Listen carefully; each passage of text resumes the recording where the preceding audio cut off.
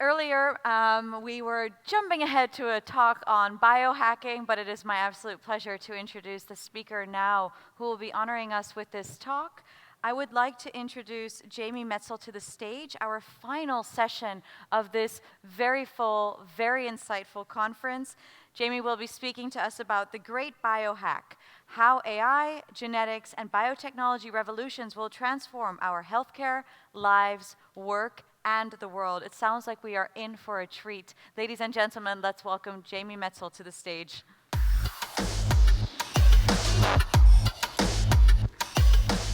Thank you to all of you. This is the most honored position to be the last speaker of the conference, because if you speak in the beginning, you have to speak to all the riffraff, the people who are just coming, maybe they're trying to sell something. If you are sitting in this seat at the very end of this long and grueling conference, it means that you are a zealot, that you understand that something big and transformative is happening in the world, and you want to be part of it. And the only way to be part of it is to squeeze every bit of knowledge out of every person that you meet. And that's why it's such a pleasure to be at events like this, where there are so many different people, each with their own background, each with their own specialized knowledge, and then we can come together. And at all events like this, there's kind of a push and pull, because there are some people here who are solving very, very specific problems, and there are some people like me who are trying to say, well, how do these dots, like think of it like a Seurat painting, how do these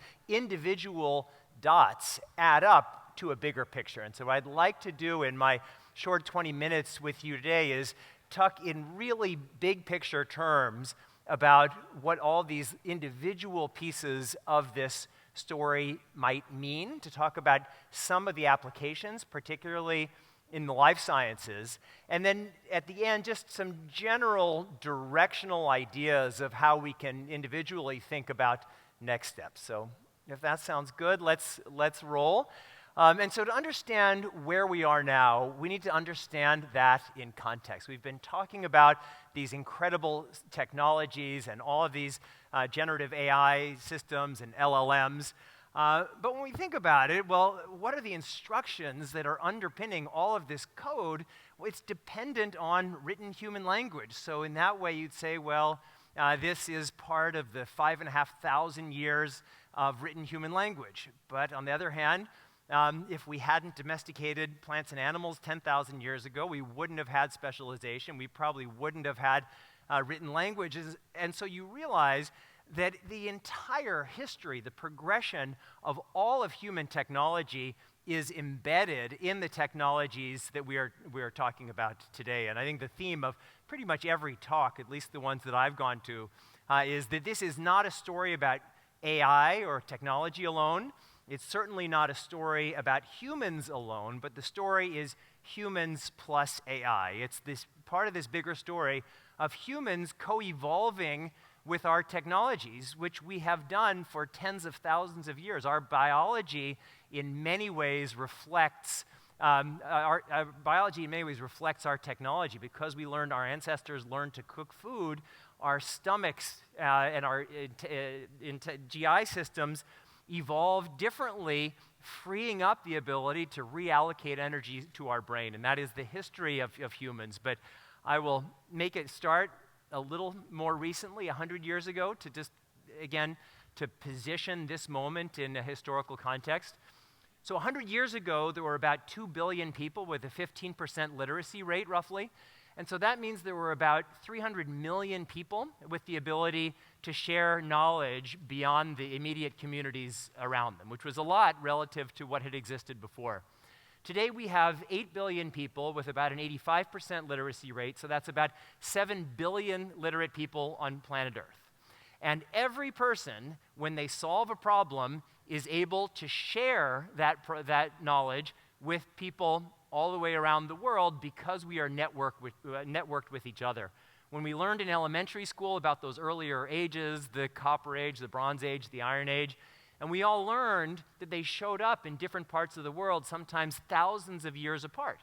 And that means from the perspective of what people could do with those metals, people in some parts of the world wasted thousands of years eventually trying to solve a problem that had already been solved thousands of years before. So this 7 billion people waking up aren't doing every morning, aren't doing what our ancestors did, solving already solved problems. We're solving new problems. So the greatest force that is being unleashed now is human imagination, manifest through our technology.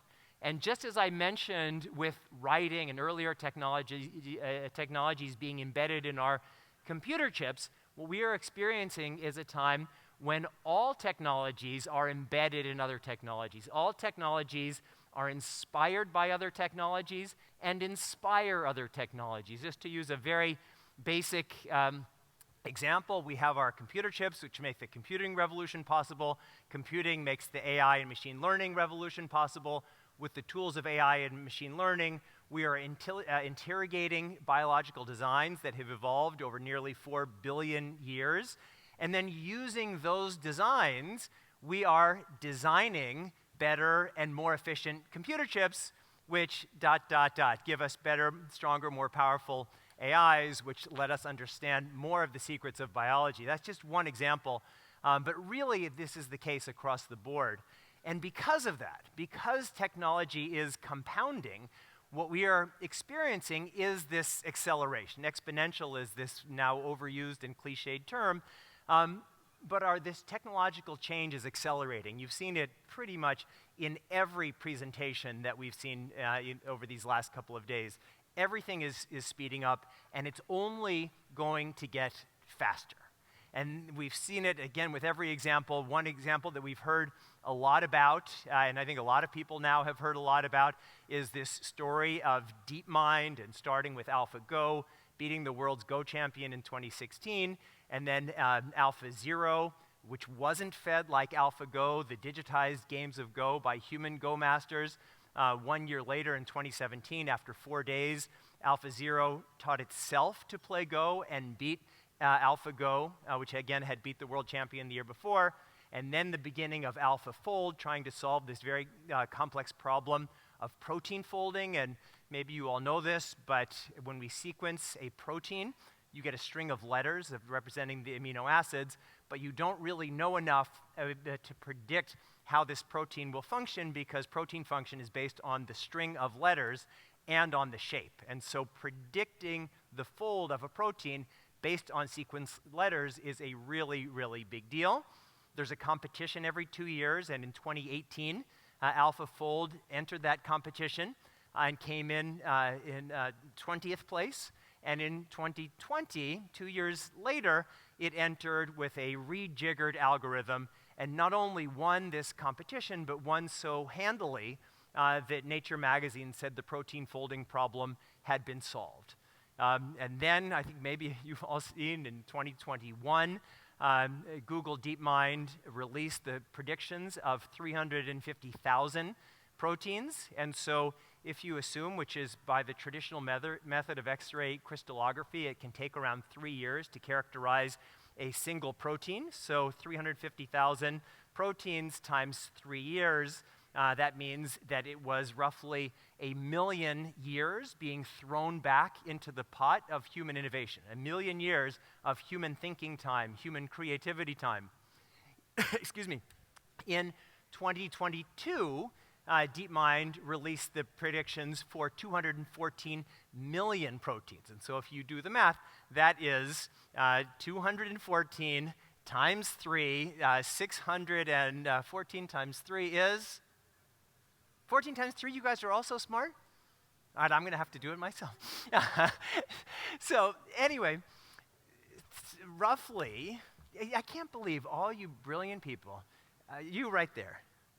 What is 214 times 3? Thank you. 642. 642 million years of human creativity time thrown back into the pot. And what do? We can solve other problems. And what does it mean? It means that we humans can now, using these tools, begin solving problems of an equal level of complexity to protein folding. And there are a whole lot of problems like that. Applications, this has massive applications across the board. Certainly in human health, what we are experiencing now is a transition from what I call generalized healthcare, which is healthcare based on population averages. You're treated based on your being a human because we have so much more alike with each other than is not alike.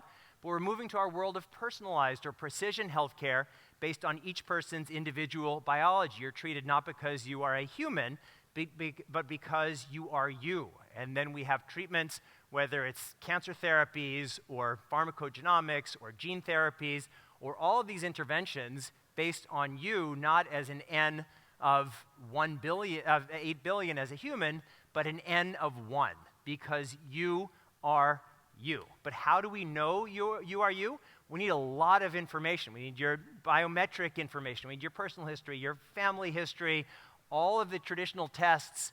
We need electronic health records, and we need your whole sequenced genome, which will be a foundation of your electronic health record. And as we move from the millions of people who've been sequenced to the very soon billions of people who've been not only had their genome sequenced, but their entire system biology sequenced or in other ways understood, and we have these massive data sets, and it's the same formula of algorithms, data plus computing power, we are going to be able to decipher increasing numbers and relevant patterns within human biology, which is going to not only drive treatment, but it's going to allow our shift, I said, from generalized to precision. The next step is from precision to predictive and preventive, thinking entirely differently about what we now call healthcare, but which is really symptoms-based sick care. When we're able to predict possibility within ranges, what healthcare, and in many ways life will become, is a process for optimizing at the top range of our possibility. But this isn't just about managing healthcare or even about transforming the way we think about humans. It's about renegotiating humans' relationship with the living world. And what is part of the living world? Well, certainly relevant for us. There's plant and animal agriculture. We think of plant and animal agriculture as something that's been around since time immemorial. As I said, it's about domestication is about 10,000 years ago, but the reason why we can have 8 billion people today and only 2 billion just 100 years ago is industrial agriculture, which is a whole other thing. And industrial agriculture is great. It's allowed us to have so many children. It's driven down the price of food, but we have a problem, and it's climate change. It's all of the negative effects of industrial plant and animal agriculture. And so we have to think about things differently, and I'm happy to be here in the Netherlands. The Netherlands is a leader with the Seed Valley, really thinking about how do we apply the tools of the intersecting AI, genetics, and biotechnology revolutions to drive transformation in agriculture, and whether that is higher productive yields of various crops that can do so with lesser inputs, whether it's thinking differently about fertilizer and have fertilizers that are more based on the manipulation of the microbiome lining the roots of plants or in soils. There are a lot of different ways that we can think about it. Animal agriculture. I am not a vegetarian, although I certainly recognize that it's a good thing to be. If everyone on Earth suddenly went vegan, we would solve a whole lot of problems. We'd solve most of climate change. We'd be able to solve a lot of extinctions. We'd be able to rewild in a very healthy way big parts of the world, but it's not going to happen. It's not even happening in countries like the United States and areas like Europe, where more people are becoming environmentally conscious and more people are becoming vegetarian. Per capita consumption of animal products is going up. And so while we can aspire to universal veganism, we also need to start thinking differently about plant and animal agriculture. And for those of us who love animals, as I do and I hope you do, we are not showing a lot of love to the animals that are part of our industrial animal agriculture, whether it's the cows in these massive lots, the chickens crammed into these spaces. So we are not seeing them as an end in themselves. We're seeing them as a means to our end of our food. But if we could, which we can, and again, happy to be here in the Netherlands because the Netherlands has been a leader of this effort through Mark Post and others, if we can extract a few cells from the healthiest animals that we can find and grow them in bioreactors so we have bioidentical animal products without having to kill the animal, without investing in massive antibiotic resistance, without all the climate change and environmental implications. In my view, that is a great thing to do. We have to get to size and scale and cost, and there certainly are hurdles to be overcome. But that's where I believe we need to go. And again, I'm in Europe, and in Europe, people have a different attitude about the application of science and technology, certainly to food, than we do where I come from in the United States or in China or elsewhere. But we need to remember that agriculture itself is a very aggressive form of biotechnology. The indigenous farmers in the mountains of Peru are aggressive biotechnologists. We're not talking about applying biotechnology to nature. We're talking about applying biotechnology to biotechnology. And it's not so. We talked about healthcare. We talked about agriculture. We could go on and on and on. We have a world where we get the raw materials that we need to fuel our industries, generally from digging them down and cutting them down and digging them up. And that's great, but with 8 billion going on 10 billion people, we are really doing a lot of damage to our planet. So we're going to need to think differently. Think about growing, using the tools of synthetic biology, many more of the resources we need, whether it's woods or leathers or fabrics. Every day there are more possibilities for the things that the resources that we can get through different ways. No model of future growth based on deprivation is going to work. No model based on shaming people to not want the things that they want is going to work. We need to find ways of doing the things that we want in more sustainable ways that are better and cheaper and better for the environment. I'm not saying this is 100% possible, but we have a path that we need to invest in. One more model, one more example that I'll use. I talked about this cultural heritage of humanity, and none of us, at least in terms of our brain capacity, are smarter than people from 10 or 20,000 years ago who live very different lives than we do. The reason why we can do all of this and they can't is because we benefit from a combined cultural heritage. On our own, any one of us dropped on a desert island wouldn't be able to make a pencil. We wouldn't be able to do anything. It's collectively that we have our power. And when we imagine the cloud, we imagine that all of this cultural knowledge is just floating somewhere, but it is not. As you guys know better than anybody, it is on magnetic tapes and other kinds of materials that are deteriorating very, very rapidly. I mean, certainly some people say 7 years, but I think it's 30 to 50 years.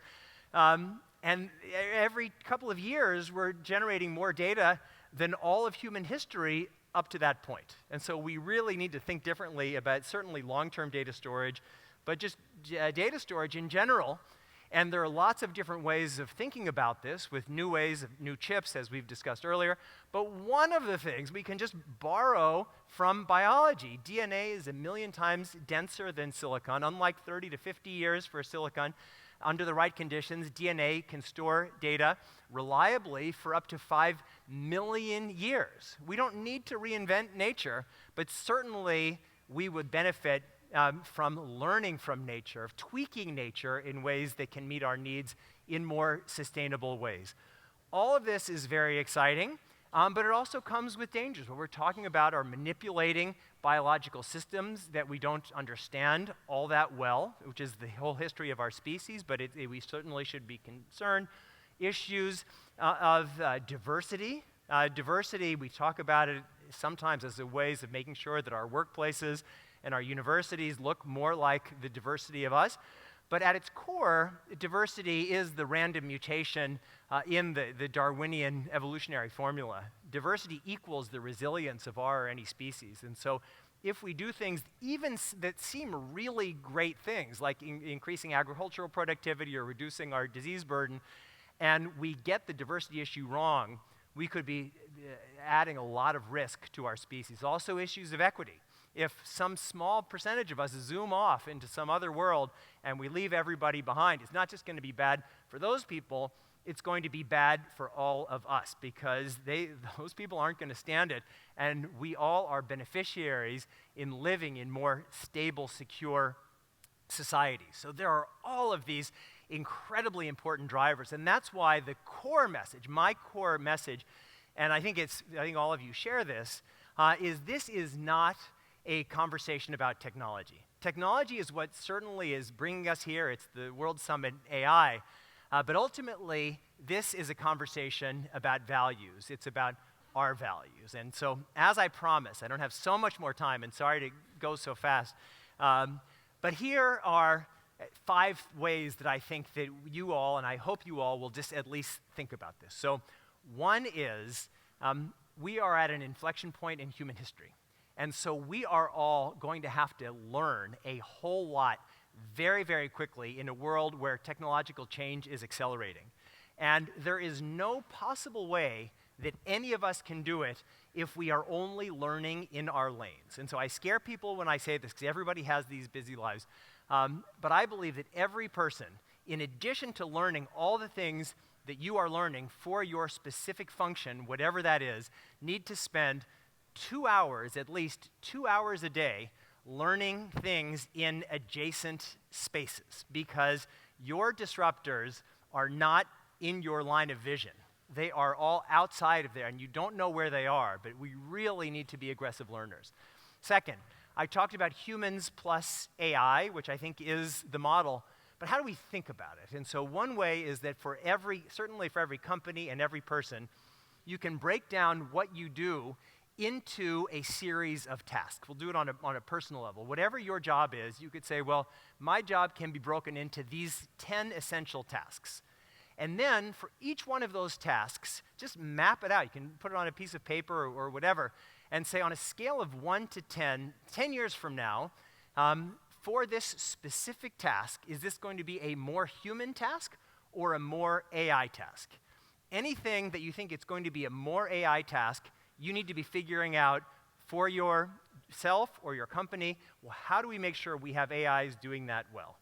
And anything that you think is going to be a human task, whether it's relationship management or certain kinds of creativity, you better make sure you are doubling down on helping humans be the best humans they can be, and everything in the middle, you need to figure out the negotiation. But we don't want humans competing with AIs doing things that AIs do better. We need to help humans become the best humans possible. And that's why number 3 is, I said, this is not a conversation about technology. Any conversation, any strategy that begins with technologies will fail.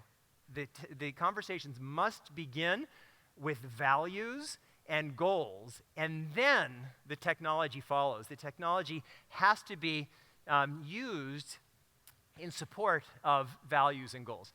Fourth, and sorry, again, I'm going so fast, but I see the blinking down here. Fourth is structures. This is all about structuring creative processes, structuring human processes, structuring human AI, human-machine interactions.